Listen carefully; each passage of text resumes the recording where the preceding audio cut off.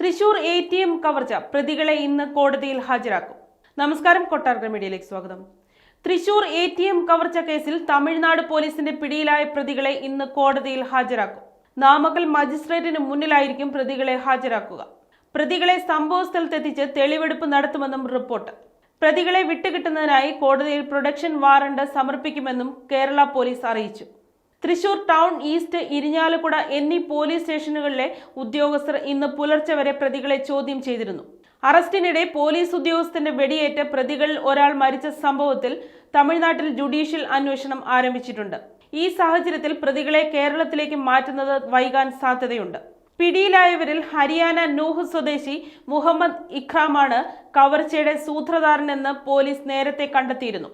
തൃശൂരിലെ ATMകൾ തെരഞ്ഞെടുത്തത് മുഹമ്മദ് ഇക്രാമാണ്. മഹാരാഷ്ട്രയിലെ ATM കവർച്ച കേസിൽ ശിക്ഷ കഴിഞ്ഞ് 2 മാസം മുൻപാണ് ഇയാൾ പുറത്തിറങ്ങിയത്. ATM മോഷണവുമായി ബന്ധപ്പെട്ട് ഹരിയാനയിൽ 3ഉം രാജസ്ഥാനിൽ 2ഉം മഹാരാഷ്ട്രയിൽ 1 കേസും ഇയാൾക്കെതിരെ രജിസ്റ്റർ ചെയ്തിട്ടുണ്ടെന്നും പോലീസ് പറഞ്ഞു. തൃശൂരിൽ ATM കവർച്ചയ്ക്കായി പ്രതികൾ കേരളത്തിലെത്തിയത് കഴിഞ്ഞ ദിവസമായിരുന്നു.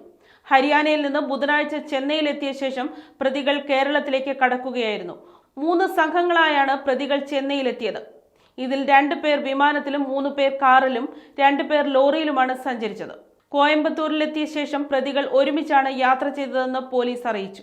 പോലീസുമായുള്ള ഏറ്റുമുട്ടലിൽ കൊല്ലപ്പെട്ട ജുമാനുദ്ദീന്റെ പേരിലുള്ളതാണ് മോഷണത്തിന് ഉപയോഗിച്ച ലോറി എന്ന് പോലീസ് കണ്ടെത്തിയിട്ടുണ്ട്.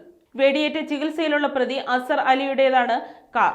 സബീർ ഖാൻ, ഇർഫാൻ എന്നീ പ്രതികൾ ATM കവർച്ചയെ തുടർന്ന് 1 വർഷം മുമ്പ് വരെ ജയിലിലായിരുന്നു. കാർ കടത്താൻ ശ്രമിച്ച ലോറിയിലെ ക്ലീനർ കസ്റ്റഡിയിലുള്ള മുബാറക്കാണെന്നും പോലീസ് കണ്ടെത്തി. അതേസമയം മോഷണത്തെക്കുറിച്ച് അറിവുണ്ടായിരുന്നില്ലെന്നാണ് മുബാറക്ക് പോലീസിൽ നൽകിയ മൊഴി.